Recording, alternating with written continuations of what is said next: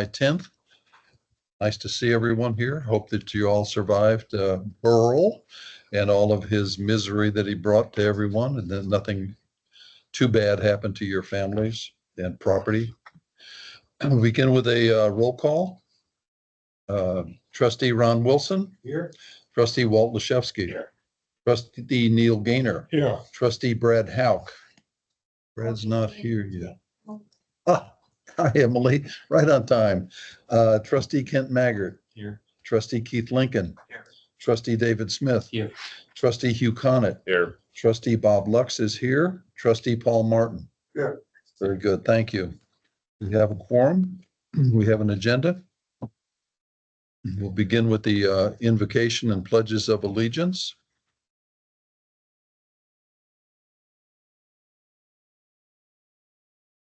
Heavenly Father, we come to you today as an assembled body.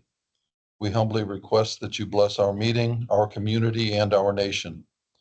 Help us to work diligently, always for the common good and in the best interest of those we have been elected to represent. Guide us to be insightful and prudent in our intentions, visions, plans, deliberations, decisions, and their fulfillment.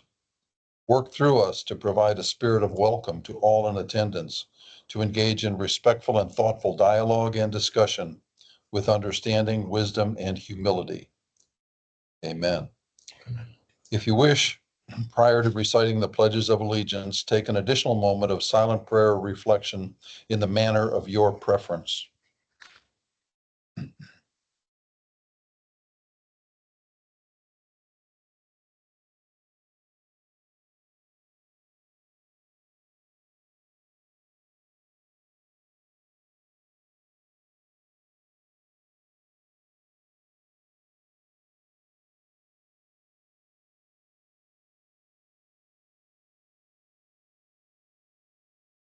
Thank you. Pledge of allegiance to the United States of America. I pledge allegiance to the flag of the United States of America and to the republic for which it stands, one nation, under God, indivisible, with liberty and justice for all. Pledge to the Texas flag. Honor the Texas flag. I pledge allegiance to thee, Texas, one day, under God, one and indivisible. There you go. Okay, Shelley, do we have any members of the public that are here today? Thank you. We spoke to Arthur Bradehoff, and he told me to report that there was nothing new, but just to remind everyone that the next Region H meeting will be on August 7th. So now we can go to the consent agenda. Chairman, I'd like to remove item 5, please. Flag and comments. On page 1, the trustee regular minute. Yes. Neil Gaynor's name should read secretary after his name. And down below, we're also present. I believe there's just a typo of Steve Lawrence's name. Page 2. Item 4, second line. He explained that there are 60 regional, that should read 16. And on number 7, item 7, the nomination from trustee Loziski should read secretary instead of treasurers. Page 3. In a large paragraph, about fourth from the top, and about third line from the bottom, it talks about it could take 6 to 8 months. And we should add plus 4 months to obtain a quotation or proposal, whatever the proper word should be. And then, of course, the cover page should be amended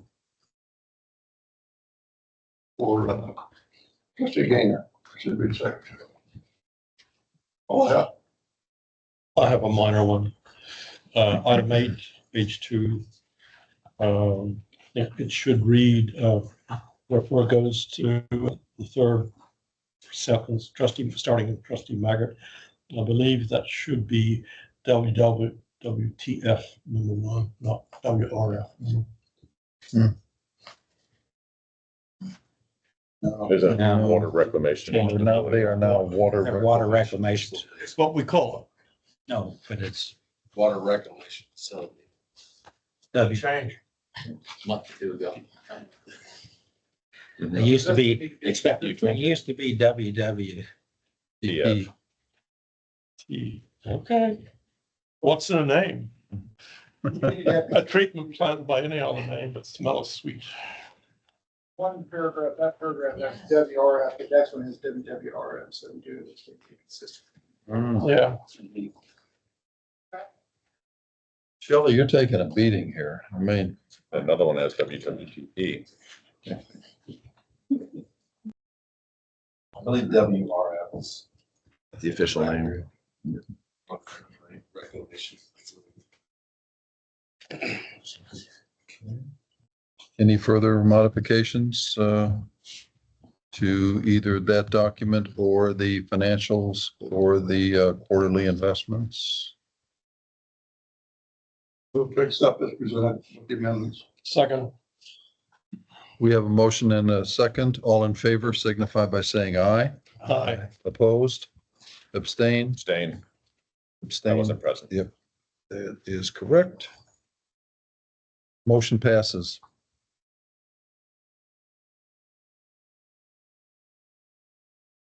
Okay. Where are we?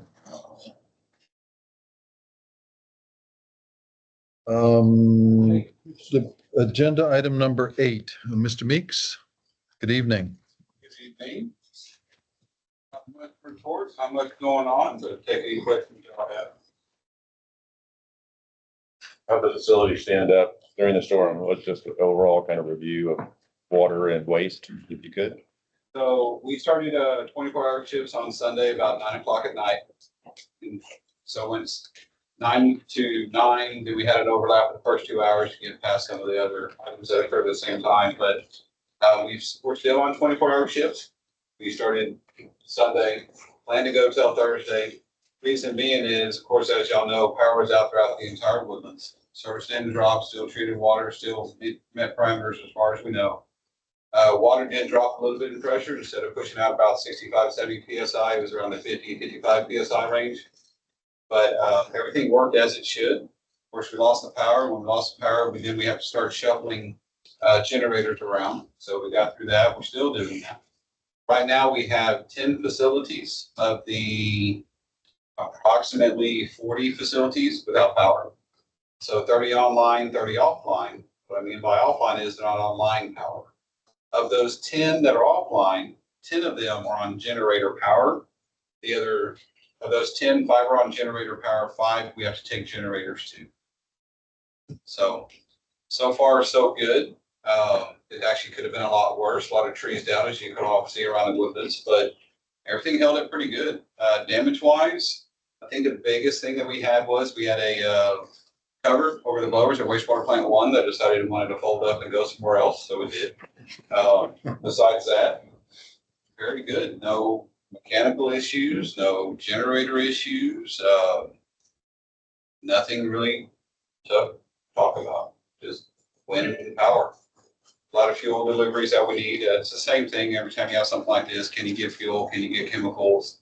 Can people get back in? Once they get back in, can they leave? All that type of stuff. But overall, we're good on our side. I hope that's reflected in the services at your homes as well. Was the generator diesel or any natural gas? In the field, Just yeah, the ones that are stationary, they are a mix of 50/50. And so that way, some areas that are low lying, like along Spring Creek and stuff like that, they're all natural gas because we can't get diesel to them. Right. But if they're in a different area, they will try to do it with diesel. That way, there's a good mixture of both of them. So if natural gas has issues like it has before, you still have some. If diesel can't get coming to you, you still have some that can. Yes, sir. Have you had an inspection of the dam since, meaning, our dam, not Question. Yeah, Bear Branch. Everett, yeah. I do not manage that, but They were asked to go out and I have not gotten a report. How about the release of the water? Have you heard any issues with you guys with still releasing? Talking Lake Conroe, Yeah, Lake Conroe. we're releasing 530 CFS, which is the first 6 inches out of one gate. So hardly anything. Hardly any. The lake was down roughly 9 inches before the rain. We got across the upper watershed, maybe an average of 4 inches. So had we not released, it probably would have gone up a foot and a half. But it was, to say it was an easy storm. We've all been through heavier storms than that. Depends on where you were. Well, the farther Well- west, the less rain, right? Yeah, think about the rain that was the end of May, early June. Fair Branch watershed back there has probably got, what, less than 4 inches, I guess. I saw on our report when we have 5, you had on our, I'm looking at the website, you had that, Across the Woodlands, there it was 5 to 8, almost 8. but I noticed you had Depending on where you 5. were. Yeah, that 5 was that you reported on the website. Where is that measured, or is that There's average? different rain gauges that. But do you average, because it must report continuously. Oh, yes, those are, the different rain gauges across the Woodlands. So they accumulate and record and update. So 5 was the average. The second water levels in the Woodlands wells, when was that expected? That's September? The next one will we'll take the water levels in September and report them in October.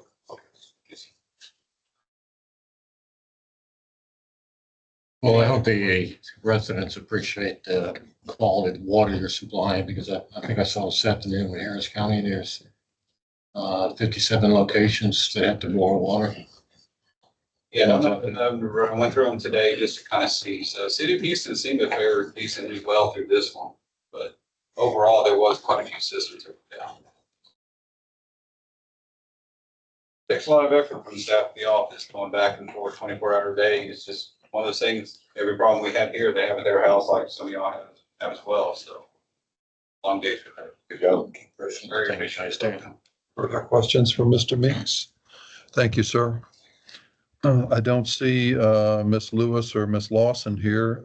We were presented with the SJRA division budget 2 months ago. Last month, it was an agenda item and there was no further discussion. Is there any further discussion at this time? Hearing none from the board, we'll move to agenda item number 10. Consider an act on authorizing SJRA to proceed with additional feasibility for water reclamation facility number 1 to include MBR technology on new land, conventional technology, repair in place, and replace in place. Mr. Shackelford? I picked one up, sir. Making certain. Yes, thank you.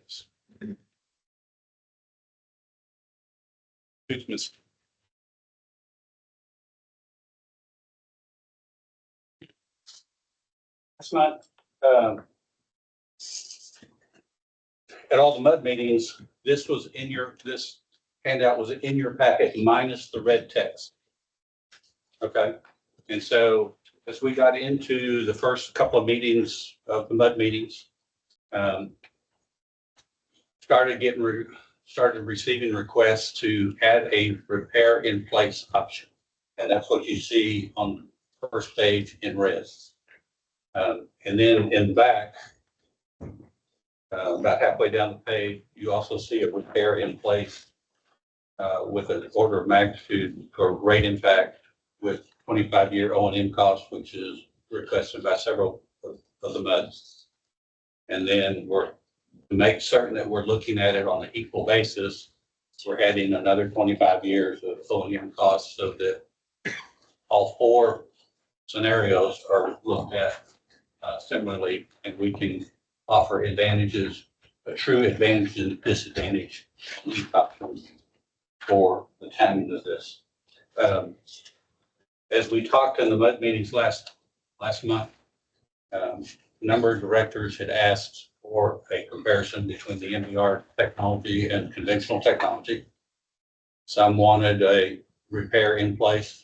Some wanted a replace on new land with conventional. Some wanted to replace on new land with NDR. Some wanted just a repair in place. And so we added the repair in place. It doesn't add a whole lot to the total time of the project or the expense of the project. So each of the MUDs was asked to direct their trustee on how to vote and with purpose of getting guidance from you all at tonight's meeting on how to move forward on this next round of feasibility and trying to get answers for everybody's questions. So help me understand something, if you will. The way I'm looking at it, there's two greenfield options here. Correct. MBR and conventional activated sludge, Correct. such we have. Then there's two brownfield options. Mm-hmm. The in-place construction, on maintaining operations, and the repair of the existing facility, not replacing it, repairing it, Correct. keeping it running, right? Yes. Just want to make sure we got that. Because it wasn't trying to figure that out from, Well, otherwise it'd be a 20-page dissertation. yeah. I can't write that much anymore. Okay. So greenfield versus brownfield. Correct. That's all I wanted.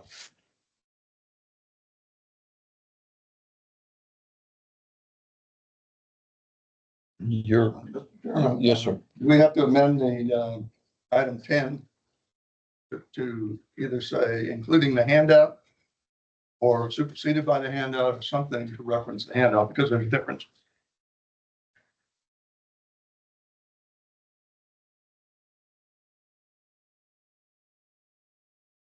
I think I'm looking at the agenda item. I think it covers. I think so, too. everything out of number 10. I think it references all four concepts. That's the way I read it too, trustee Martin. Well, to clarify, conventional technology on new land. So we got conventional technology, we got MBR technology, we got repair in place, we got replace in place. Yeah, I don't think this is. Where's the on new land? Is that part of your concept? Or where you in with that? I'm not understanding the question, Rob. It says 4.3. MBR technology on new land. Yes. That's the land that you all have already authorized to acquire. Not additional new land. Okay. The third bullet Okay. says conventional treatment on new land. I don't see that in the item 10 on the agenda. Item 10 just has conventional technology, but I think, we can make that more specific in the minutes on motion. But I think the language on the agenda item is broad enough for y'all to be able to take action. What would satisfy you if you just put MBR on new land, conventional technology on new land? Correct. Sure. Correct. Just add those words. To the minute. Yes. To the motion. To the motion. Motion. To the motion. And did this include a price? Dollar limit on this? Up to $500,000 To do the repair in place? to do the Engineering. evaluation. Sorry, Study. Just evaluation. And then how much does the repair in place add to that? How much of that is We repair in didn't break place? it out that way. Do you have a sense? Is it a third, a quarter, a half? Just rough Probably itch. less than a quarter. What we're adding by looking at a 25-year repair in place option, right? 25-year repair in place plus an additional 25 years of O&M on top of that. So that, again, that we're looking at that repair in place option as how it stacks up equally with the other three options that are on a 50-year planning horizon. Do you maintain for another 25 years? Yes. It's really a 50-year, but you're gonna have two segments. You're gonna have a Right. And basically what you would end up doing is if you go in and do some repairs, depending on the order of magnitude of the repairs, if you think back to that dual list that David Munn presented. Right. That would extend life for a certain period of time. Well, then you still have other parts of the plant that you may have to do major repairs to that are going to Sure. add in. Well, if you don't account for those in the next 50 years, next 25 years, those items would have been taken care of with a new plant. But basically, you're gonna do 50-year look forward to golf course. Correct. We'll come down to that.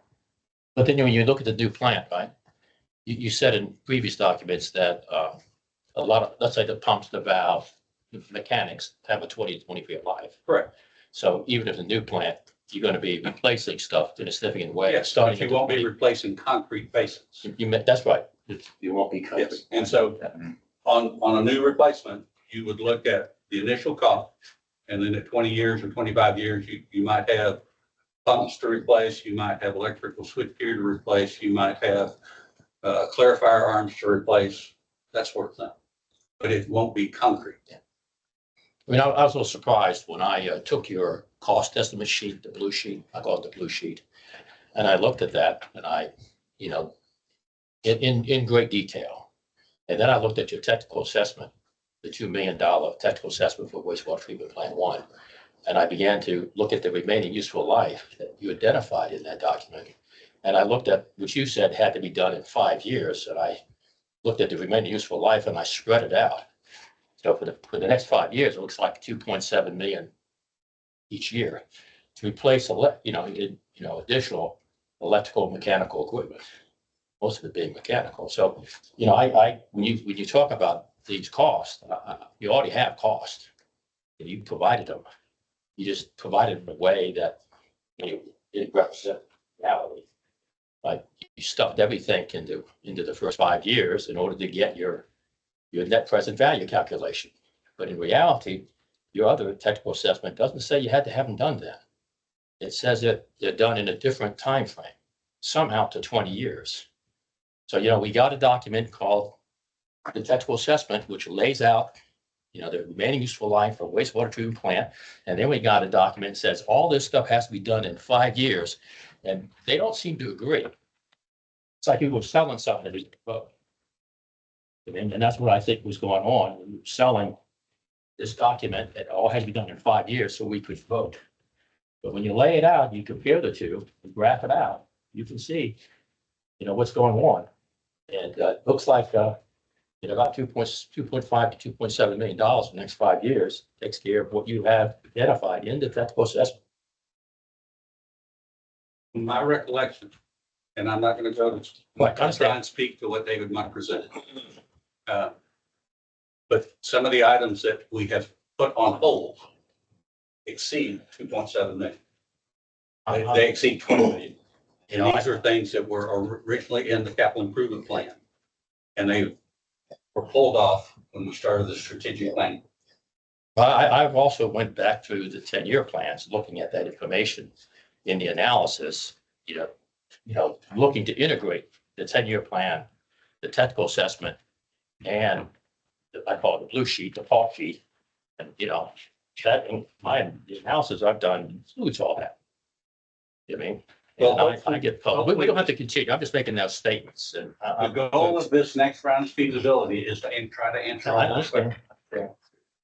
But don't we need a starting point? Whenever your 50-year model starts, you need a starting point. Correct. Let's agree on that point, whatever it is. Let's agree to that starting point. It's going to take you 4 years to get the plans up for a new plan.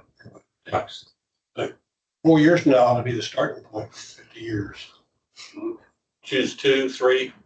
Okay, whatever the number is. Because presumably a year from now. All 4 choices ought to start at the same point. Correct.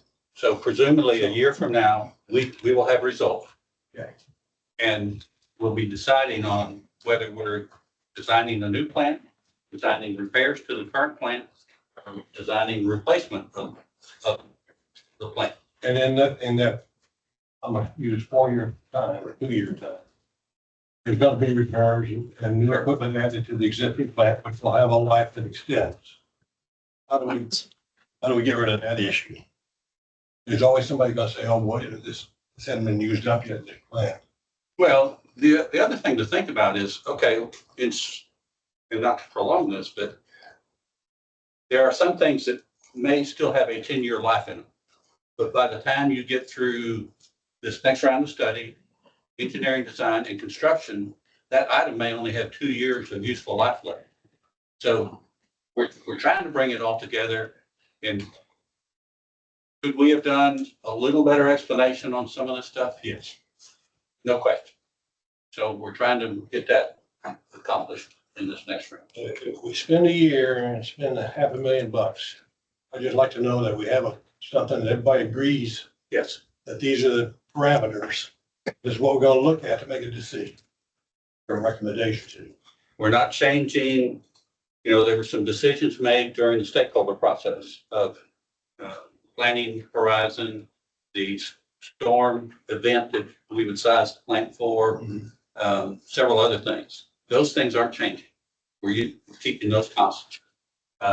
We're going to use the same escalation rate and the same interest rate that was done in the last economic evaluation. And all of that will be spelled out in the. Yes, sir. So, last meeting, you said, it was gonna take you about 4 months to get a proposal. Is that Correct. still correct? No.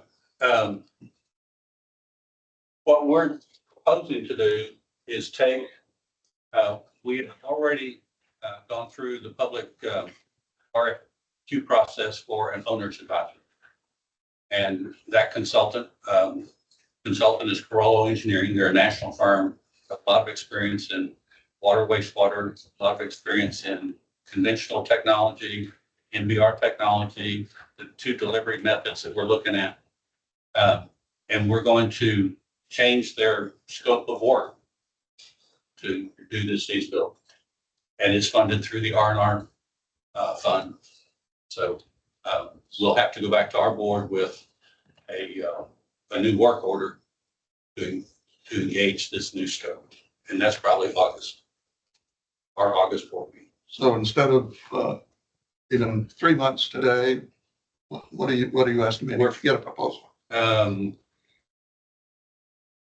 We're probably 45 days from being able to give them a notice to proceed. 45, 60 days, call it 60 days at the outset. Now, at the end of this, call it 1 year from now, and a decision is made on how to go forward.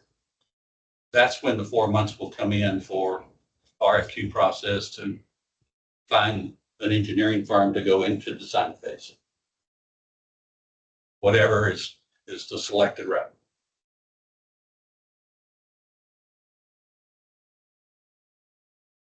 Other questions?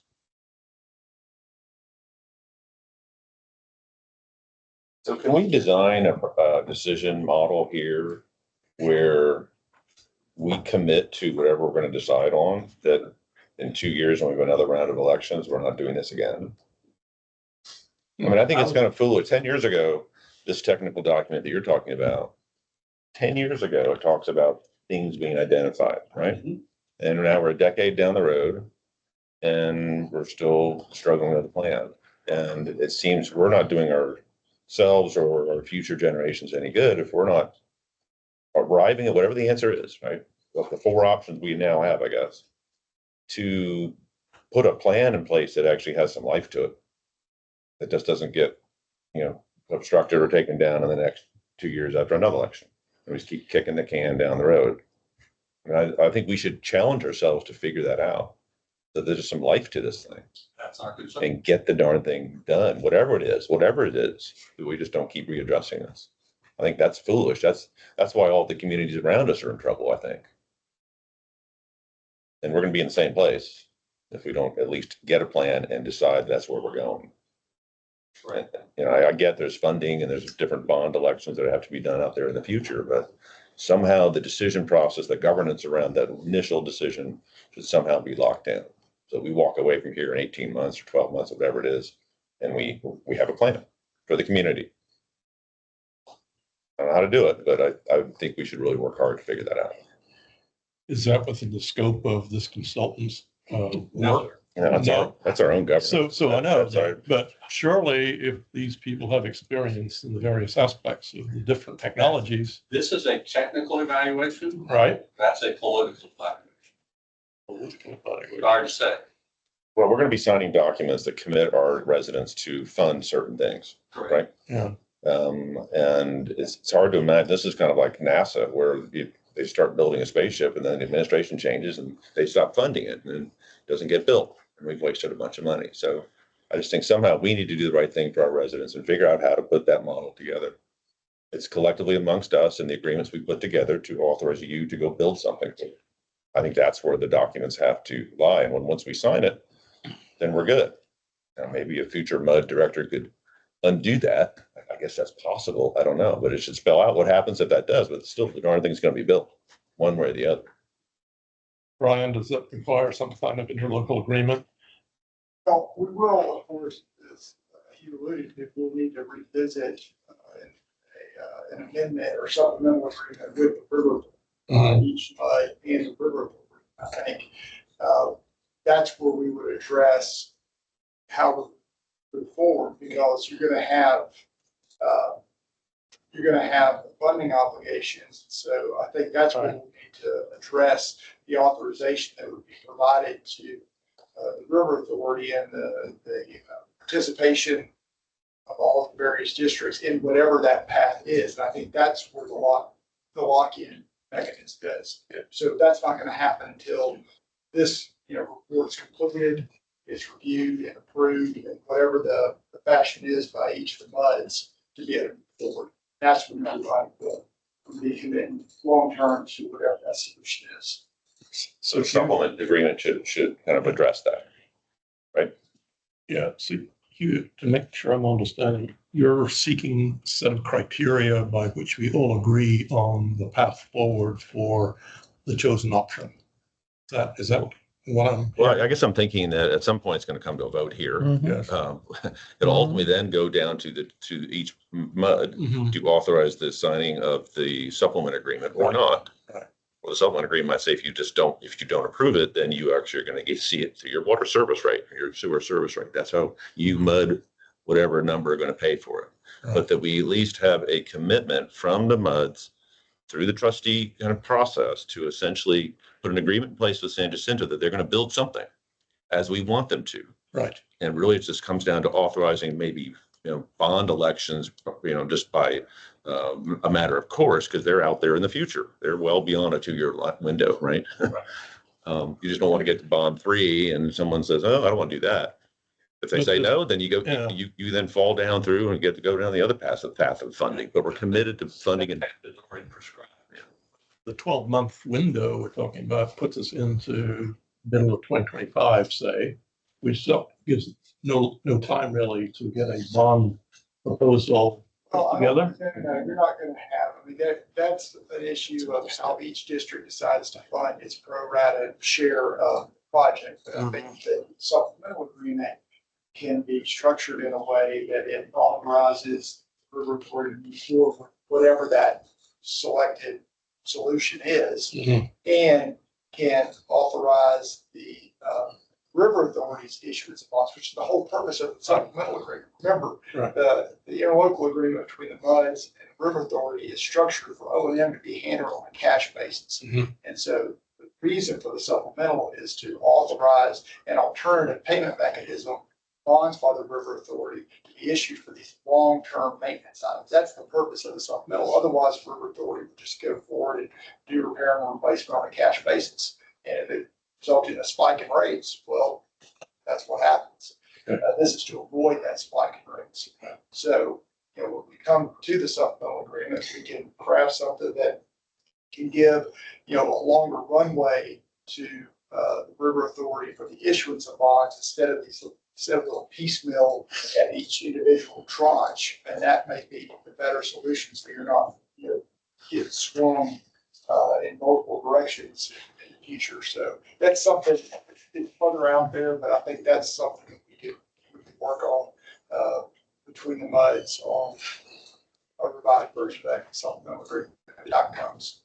So when the time comes when, right? Time will come after After this. the report's presented. Trustees would make a recommendation, it's symbolic, it's not binding to the MUDs on what the preferred solution is. And then we would work to get unanimity among the various MUDs on that preferred solution. And move forward. Then that's when we would have a supplemental. No, I just like to, if we go back a year ago, I would have never believed we'd be in this position. I sat through the stakeholders meetings that when we first joined, that I never really thought we'd end up here. But the surprising, element of this is I began to look at, to educate myself, I began to look at the freshwater pipe. And I find that they think it has a 50-year life, and the society thinks it has 80 to 100-year life. That kind of shocked me. To be honest with you, it kind of shocked me. And so we had to get the condition assessment study done. So that's something that you think we would have that resolved before we began talking about $200 million expenditure for freshwater pipeline. And then we started looking at this. And you start looking at, you find out that, assessing the current condition of the current wastewater treatment plant 1 was left out. It was left out. They didn't do that. They went right to buy something new. And I think when you evaluate whether you're going to make a huge capital investment, you would want to make the evaluation that let's find out what it costs to maintain the current system. And that was never addressed. I think that's where we're going now. I know, I understand that, but there's a reason we find ourselves in this plan. Is that we need to, as a body, we need to begin asking the technical questions and challenging the technical questions to make sure that we're getting a good deal for our citizens. And I personally I don't see that having been done. And I think that's one reason we find ourselves in this predicament. I don't think it's a predicament. I think it's a natural way, we challenge something, and this is the result of it being challenged. Now we have to go back and have the data so we can make a numbers-based decision, an opinion-based decision. And I think that's what we need to have in this study is the numbers, and deal with the engineering hard numbers. I still have a lot of questions, but I think I desire this to move forward. To be honest with you, and I wait for the result. Got a motion? Yeah, can I call a question? I'd like to make a comment. I think Go I ahead. just wanted to tie back to what Hugh was saying before, and I don't believe he was saying a political or a technical, but more of a business focus with a timeline. You can't work with diligence when it's all over the place. If you're working with a target and focus, whether it's 8 months to a year out, we're going to have technical people working with diligence to that timeline. So we're not, and we're dragging it on and on. So in which case, I appreciate what he was trying to say. It was like a year from now, we have a focus plan. And in the meantime, we're getting all these other aspects worked out. So, when we're sitting down a year from now, there's everybody's clear. There's no surprise. There's no more, we need to spend more because we need to study this. We've done the work. Agreed. I just wanted to clarify. I didn't find it political, nor did I find it technical. So I just Agreed. completely business. I'd like to make a comment. As you know, I've been a resident since day one. And we were blowing and going and growing for 35 or 40 years. I've been here since 48 years.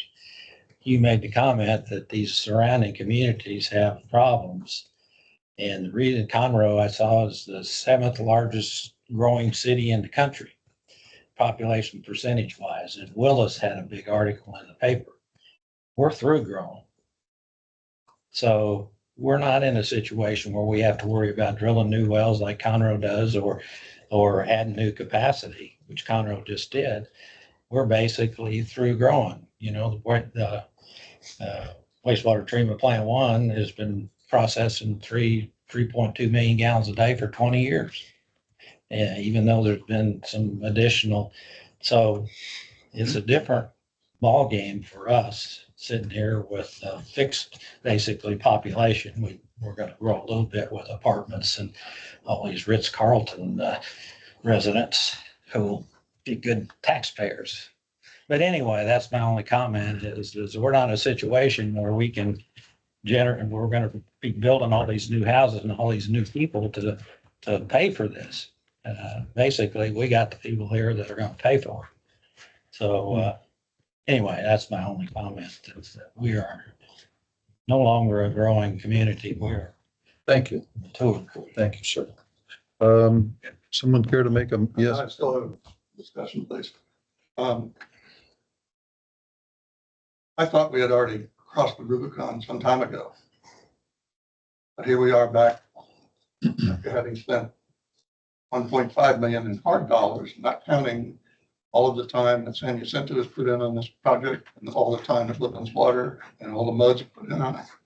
So conservatively, we're in excess, well in excess of $2 million studying this. And now we're proposing another 500,000 of hard dollars with more soft dollars behind it. So we're starting to approach $3 million now. My question is, what happens when we get this report a year from now? And it's not clear which is the best approach. You know, maybe there's 2 or 3 that are fairly close, and then it becomes subjective, or maybe each mud has their own opinion of what the proper course is, and we cannot get uniformity. What's the path forward? The way businesses resolve that is they have what they call decision criteria. And these are the criteria you're going to use to make a decision. And you're going to rank them, you can weight them, you can do all kinds of things, but you agree that this is what you're going to use to make a decision. And then you get the answers and see how they fit in there. And then you're committing to saying, is it just price? Is it price plus schedule? Is it price plus schedule plus technology? Is it technology plus pollution? You know, it could be whatever you want. The other one, the last one was with the other one. It seemed to be mostly money, perhaps, I don't know.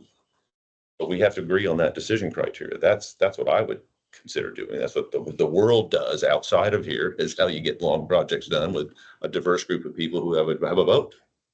So do you do that now, or do you do that when the report's We could work on that between now and then. So I agree. we get it. 100%. Absolutely. I agree. We should not wait until the report, and then, you know, yeah, but the criterion gets biased based on what the report says. But we have to agree on that. If we can't agree on it, then we're going to get to what you just described, probably. I agree. If someone says, well, I like the cheapest price, well, I like the shiny new object, you know, whatever it is. I don't know what the answer is, but we have to agree, I think. Dates, everybody's clear with something. We won't have answers every month, so.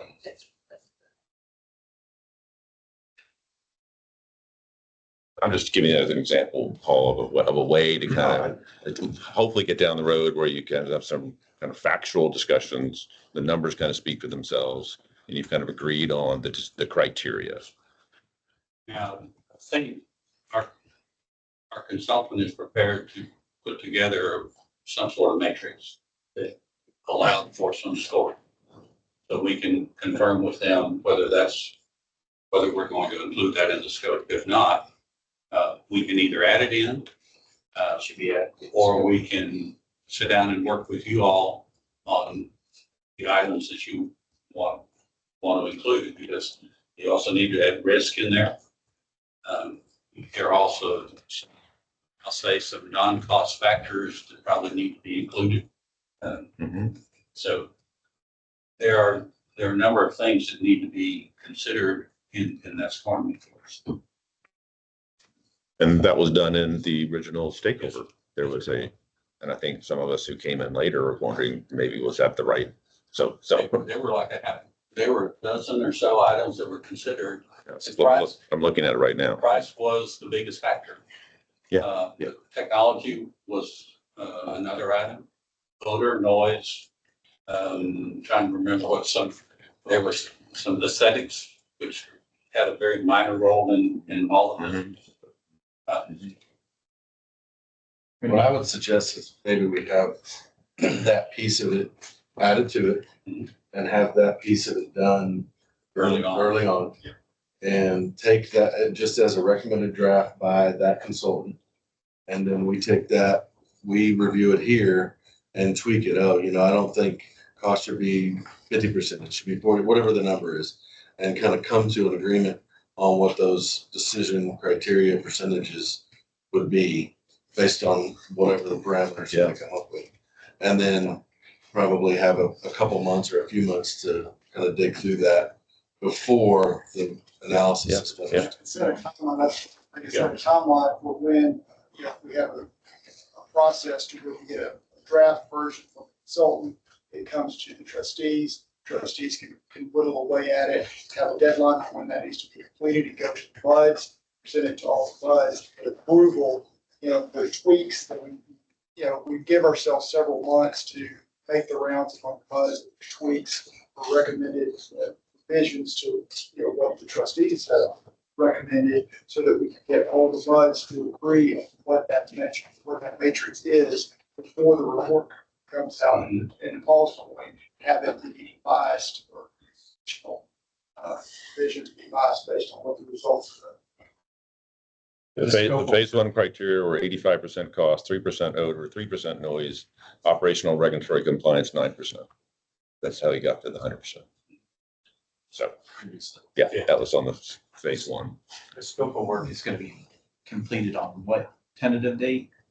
So this would need to be accelerated. So I think the entire scope you said was what, a year roughly? By the time we get all authorized and notice to proceed, it'd probably be about a year. So we probably want to. Maybe we're not talking about the same thing. I'm talking about the scope of work that's given to your consultants on what the deliverables are. We're working on that draft now. Okay. And that's the date that I was asking. Do you have a tentative date on when that draft will be complete? Probably in the next couple of weeks, because they would need to put together their proposal and their level of effort to do the work, so that it can be part of the work order that would be considered by our board in August. And you're focusing primarily on one specific consultant to do this study? Yes. They're going to do all aspects of it. Corolla engineering. My understanding is they've not been involved in this at all, or they're a new third party. That is correct. So what time frame I think we do need to get some direction on time frame for when trustees would want that proposed decision matrix, so that it gives the trustees time to do it, revise it, get a theory, approve and recommend it to the buds, and give the buds time. Those dudes, you've got to back into that time frame. Probably. So November 1. To have the draft decision criteria. What date did you say, November? November 1. 4 months. 3.5. Well, but we wouldn't get it just to have it to us. Yeah, I think that's how that works. And if we can get it to you sooner, we will. But, but you're right, we need a goal. So then that would give, and then in the end of the year and early winter, spring, we could be finalizing that prior to the analysis being complete in whatever, 8 to 12 months, whatever it is. That sounds reasonable. So I just one quick comment. If you go back to the technical assessment that we have, I look mainly at wastewater treatment plant 1. And there's a chart in there called remaining useful life. It's a table. But there's also a table there, wastewater treatment plant 2. Not a lot of difference between the two, 10 years maybe. So I guess when we talk about philosophy, and that's what I'm, maintaining what we have, taking out build do. I don't know the answer to that yet. What this means is if we take out and build new, we finish this wastewater treatment plant, we'll probably be rolling into a second, replacement of wastewater treatment plant 2. This discussion. So whatever we decide here, setting a pattern. And so we're not really talking, we build new. Well, you're probably revisiting consolidation then at that point in time. You Possibly. could do that, right? Get the pipeline, now. You gave us a price for that, didn't you? $100 million, A conceptual estimate, yes. $150 million. They're all conceptual estimates. Right, I understand. You hit the bar. If there's no further discussion, let's see if we can craft a motion here. We're trying to authorize SGRA to proceed with additional feasibility for water reclamation facility number 1 to include MBR technology on new land with a 50-year service life, conventional technology on new land with a 50-year service life, repair in place with a 50-year service life, and replace in place with a 50-year service life. Additionally,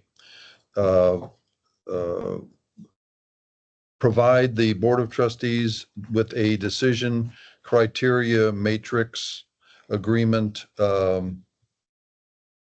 format recommendation Yeah. By November 1st. All at a cost not to exceed 500,000. I'm not going to attempt to read that. I mean, is there any questions as to One the, clarification, the replace in place and the repair in place would be based on conventional treatment. in conventional treatment? Right. Shelley, have you got all that? Do you have the wherewithal just to refresh everyone's mind? Exactly. Okay.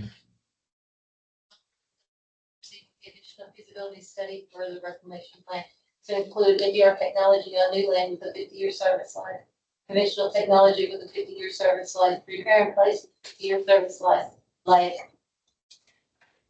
and based on conventional technology, replace in place for 50-year service life All 50 year. with conventional treatment technology, and provide, and then I was started reading. Yeah.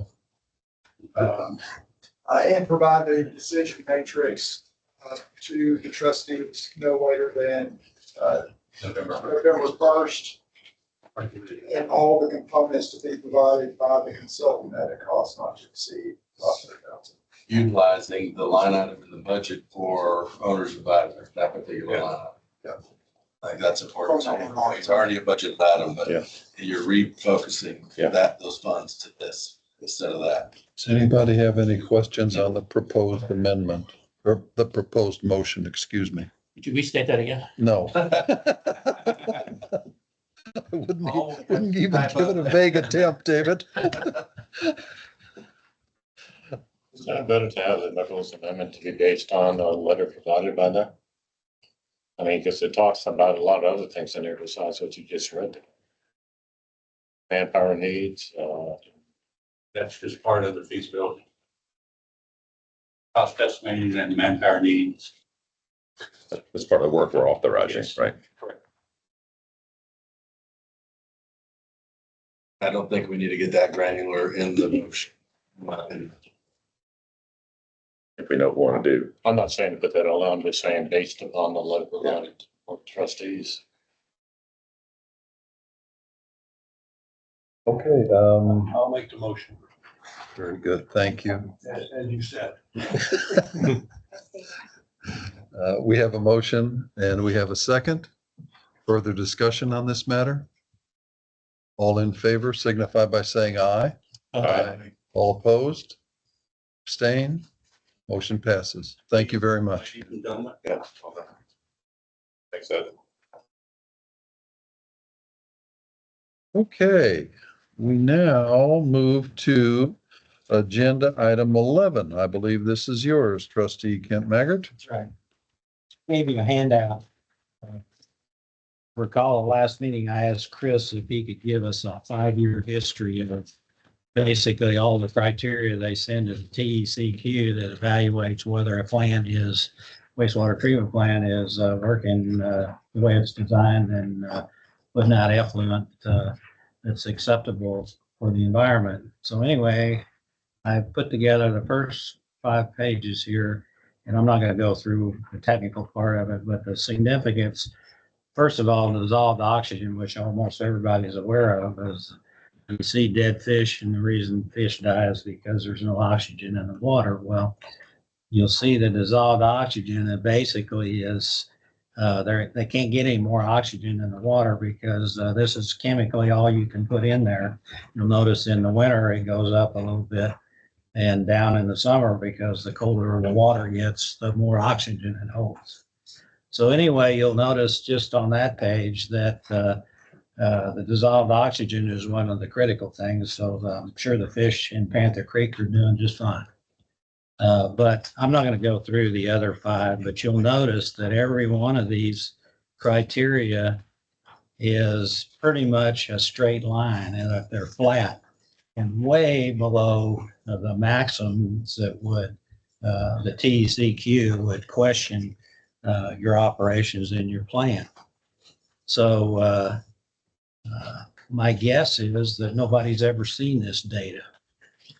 The only data thing I've heard about justifying a new plan is because it's 50 years old. But if you look at the operations data, the people that have been operating the plant and maintaining it have been doing a hell of a job. If you look at this, in fact, you got a couple A&M graduates here, or maybe more. If you take this up to one of their professors that specialized in this, and you handed this to them, and you'd say, here's the data. What do you think how you think this plant's running? And they would probably say, man, this plant is running as good as anything that I've ever seen. So basically, that's the idea of these plants, is to put out effluent that's acceptable to the environment. So in the reason that the last page, I've summarized the cost estimates for a new plant that have all been published by SJRA.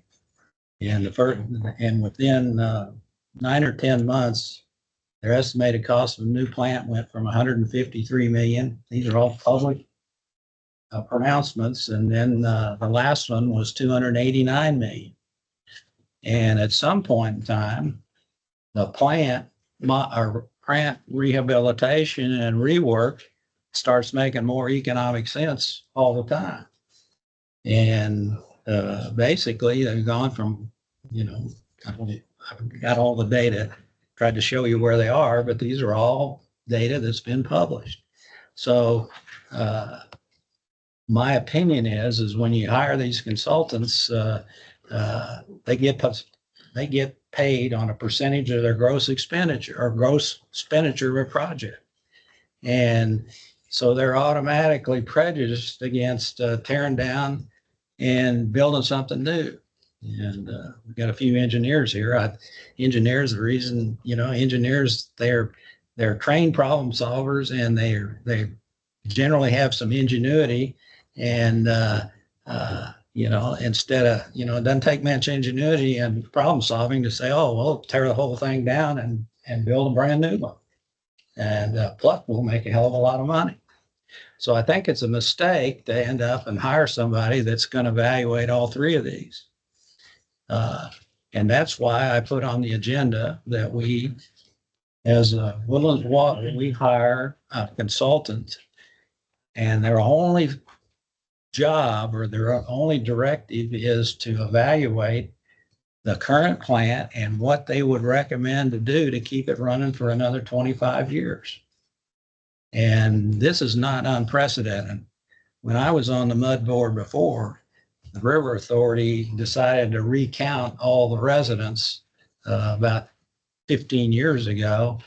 And you probably heard this story, but in Mud 36, I wasn't here, and I came back into town and found out we had 25% more residents than when I left, even though we were the second oldest mud, were completely built out.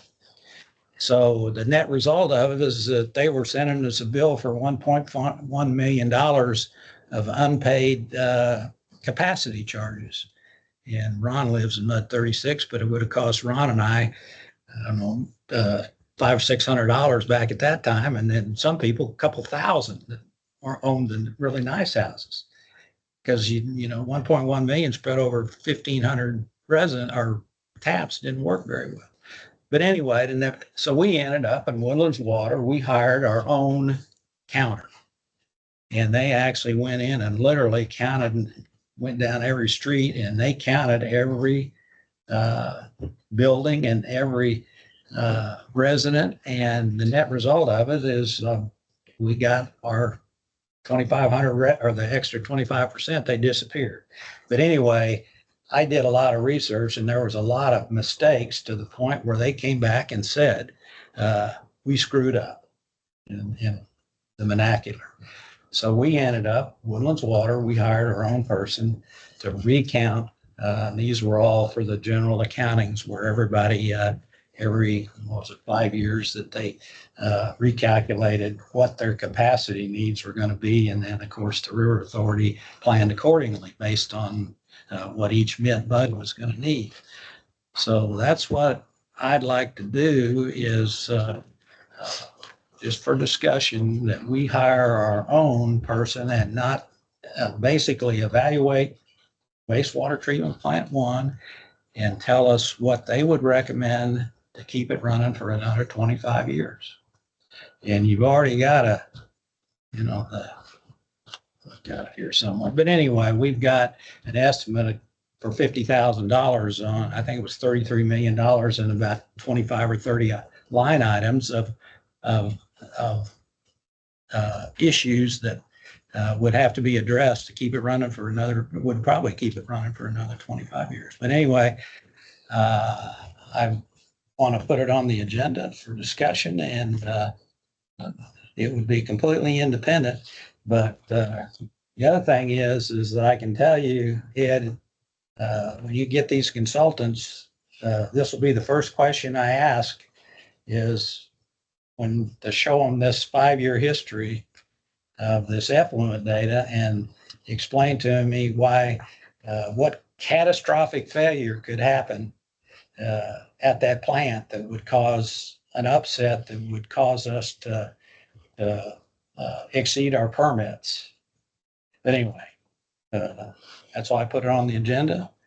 And that's one reason I'm on this board is I don't want to spend $300 million on a new plant that's probably, it may not be needed, it may be needed in 25 years, but I got real questions based on data that whether we need it at all.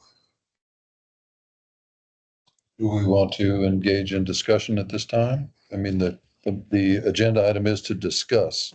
It's not, we can't prove it, it's just there to discuss it and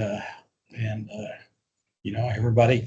So are you questioning whether the plant as it is today could, you're basically stating, I think, that it won't have a catastrophic failure. Right. That aeration basins 3 and 4 are just fine and they wouldn't fail. And if they did, we'd somehow start up 1 and 2, which aren't even in operation. No, we'd go through some kind of systematic upgrade, repair, replace individual pieces of equipment on some kind of a defined schedule. And because a lot of that stuff is redundant. The clarifiers, there's 3 of them. So you can go through those one at a time. And we've got a plant that's permitted for 7.8 million gallons a day. And it's only processing 2.1, 2.2. So we went through the whole capacity analysis for this plant. So there's size and then there's kind of the process, right? What are we going to do with it? How big it's going to be is something we've discussed. If we don't like that, then we have to basically say the SFDUEs that have been purchased and aren't used, you got to retool all that. But those have to be thrown out because if you add those in, it doesn't take much to get up to 6+ NGD. That'll never happen because the place we're built out. How is this different than the repair in place option? Well, we just talked about. Well, the main difference is you don't have the 3 being evaluated. You just get a sole opinion of somebody that says, this is our engineering opinion of what you need to do and what equipment and when to replace and repair to keep the plant running for another 25 years. And believe me, the SFDU numbers, I've been I beat those to death and most of them are wrong. Okay, well, No, I'm not talking about the number, but it's amazing that, they ended up and they used to use well over 217 for water and I can't remember per household, per SFDU, 217. And the actual data based on the SFDUs that are going through wastewater treatment plants, like 170. okay. And that's because of conservation and all the, I always tell them low flow toilets and all that stuff. It's making a difference. So that the SFDU, the number of SFDUs president proposed, we already got that data. Yeah, right here. Yeah. So So how, you're got, and they. how is it different than the repair in place? I still don't understand that because we're not Well, doing the other two. You feel like No, the somebody doing reason- the other analysis would somehow make this a different answer? Well, this is a new proposal from them. The original proposal, they hired Freeze Nichols, and they basically, I I know, but was that's on the but we're periphery. not taking that path now. We're No, taking no, another but I'm path. saying is, this is why I'm here. This is new since I got on the board. Okay, but The now we know. reason I'm here, is because they ended up and said it was gonna be $300 million. I know that, Ken. I'm trying to understand, how is this different than what we just approved? What part of this agenda item is different than the fourth thing we just added to the three? I'll say my observation is that I think it's because it's only one thing, it's one thing only. You have no other options in the way he's thinking. We don't want to have an hear option. about.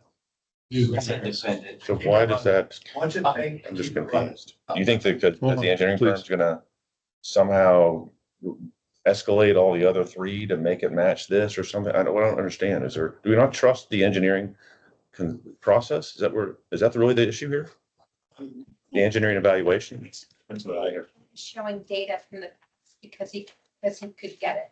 And it was just kind of a help to go, hey, look, this is what we have. Here's to the engineer that's gonna be working on this project.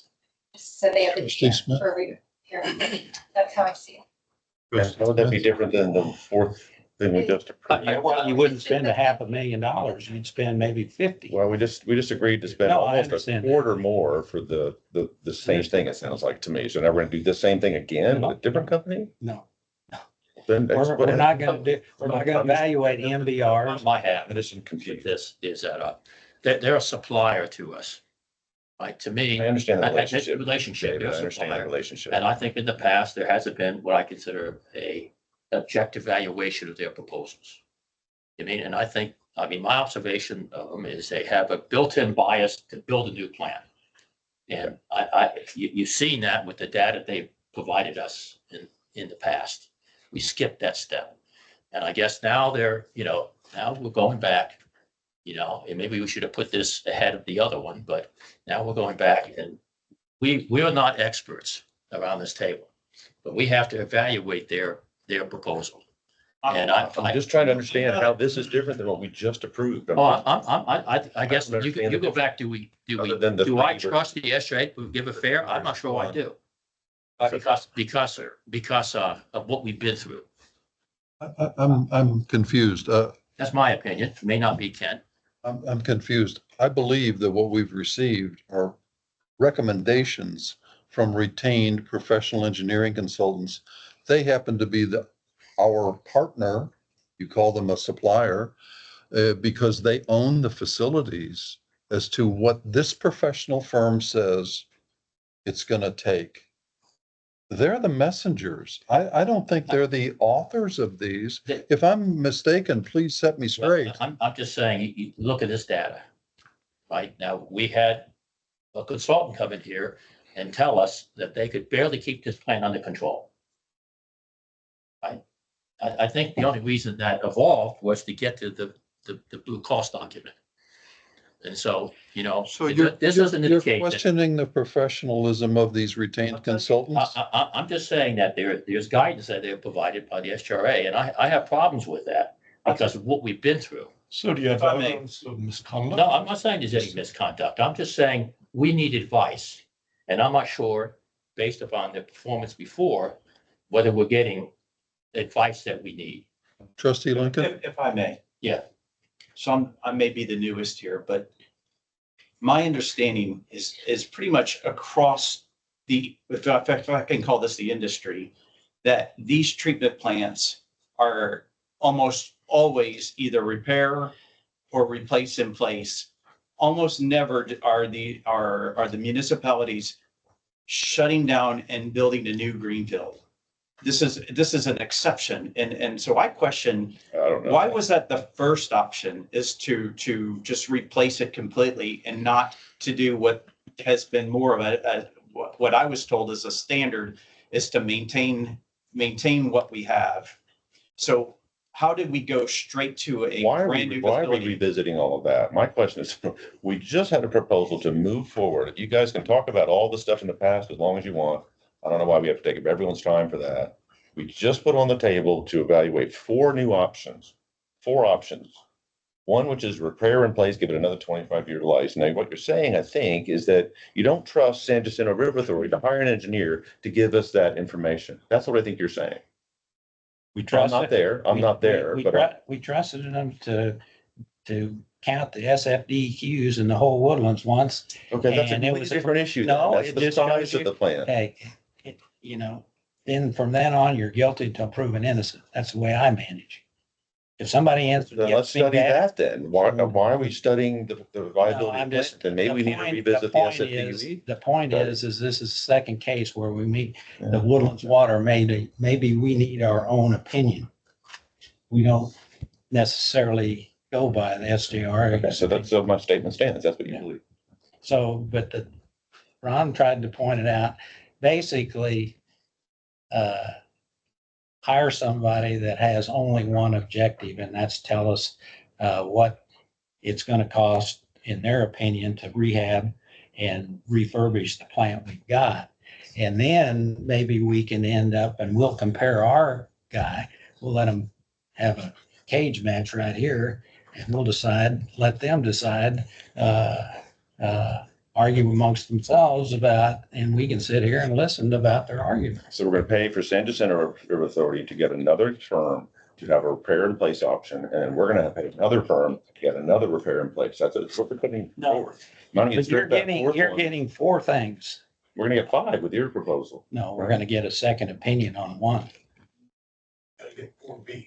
We're going to get 4. But that's what's on the table. That's what we're discussing, I right? don't want Second them. opinion. Okay. I got a hangnail on my big toe, and I don't want them coming here and cutting off my big toe unless I really need it. I just wanted to That's understand what the discussion point was. That's all.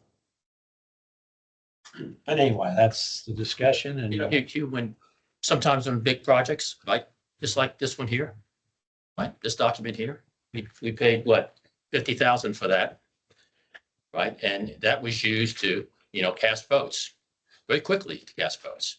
And that was provided, for authority. I have a lot of doubts about this document, but it was presented. And, you're asking, I guess what we're concerned about is, I'm not a wastewater treatment expert. I'm an engineer. You're not either. And we rely upon their statements. You can say they come from a consultant, but really they're managing the consultant. Right? They're managing the consultant. And, we all kind of know how consultants work, right? We've been in that business for a long time. And, so I just want an independent evaluation. Ethics of this. I want an independent evaluation about what it costs to maintain this plant. And I look at it, I made pumps, valves, heat exchangers, gearboxes, all those type of things in my life, and you drop one in and replace it. So really, the only evaluation going on, what Ed said today, is the concrete. Right? That's what the difference between refurbishing and replacement. It's the concrete. Right? And the question we have is, It's like a buried pipe. Don't forget well, that. that's concrete. Most of it's concrete and steel. There's 2 types of pipes. And so, but you're not running 10 miles. You're running 100 yards. And to be honest with you, if you look at the technical assessment, right? The technical assessment, they state the oldest pipe has a 50-year life and the youngest pipe has a 75-year life. That's what the technical assessment says of this plant. So we can talk about cement. It says that plant has a 50-year, the stuff put in the 70s has another 50 years to it. The 90s has 75 years. So again, I think we need to, we're spending a lot of money. You know, we spent 50 on this. And to me, this should be an embarrassment. And I think we need to take back, just like they hire an advisor for the construction, right? They go out and hire consulting firms to advise them on the construction. In essence, that's what we're saying. We need advice